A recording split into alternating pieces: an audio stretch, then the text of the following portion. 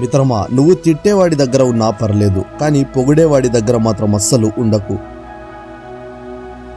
ధనం నీకు ఆనందాన్ని ఇవ్వచ్చు, ఇవ్వకపోవచ్చు, కానీ మౌనం నీకు ఖచ్చితంగా ఆనందాన్ని ఇస్తుంది.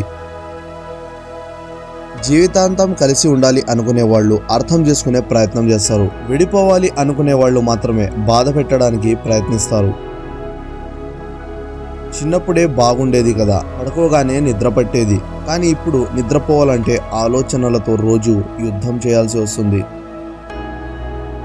ముఖానికి ముసుగు వేసుకుని కళ్లకు మోసం చేసినా పర్వాలేదు, కానీ మనసుకు ముసుగు వేసుకుని హృదయాన్ని మాత్రం మోసం చేయకూడదు.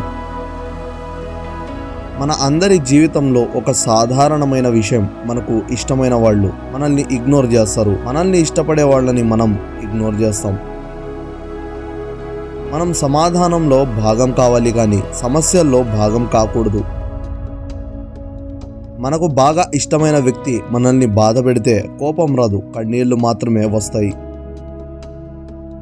బాధ అనేది మనిషిని మార్చేస్తుంది, కొందరిని మౌనంగా మరియు కొందరిని కఠినంగా. విలువల కోసం విలువ లేని చోట ప్రయత్నించడం ఉన్న విలువను కోల్పోవడమే అవుతుంది. మిత్రమా, స్నేహం చేయాల్సింది విలువైన వాళ్లతో కాదు, విలువ తెలిసిన వాళ్లతో. ఎందుకంటే నీకు బాధపడి ఈరోజు ఎప్పటికీ రాదు. పోటీ లేని గెలుపు, కష్టపడకుండా వచ్చే డబ్బు, నమ్మకం లేని బంధం జీవితంలో ఎప్పటికీ తృప్తిని ఇవ్వవు. పుట్టినప్పుడు ఏడుస్తావు, అది జననం.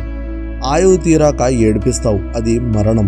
ఈ రెండింటి మధ్యలో నీ ప్రవర్తనతో ఎంతమంది ఏడిపించకుండా బ్రతుకుతావో అదే జీవితం.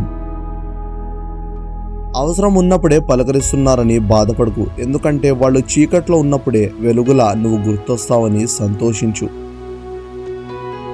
సంపాదన వస్తే వాడే మొబైల్ మార్చుకో, ఉండే ఇల్లు మార్చుకో, తిరిగే కారు మార్చుకో, అంతేగాని నీ వ్యక్తిత్వాన్ని మార్చుకోవద్దు.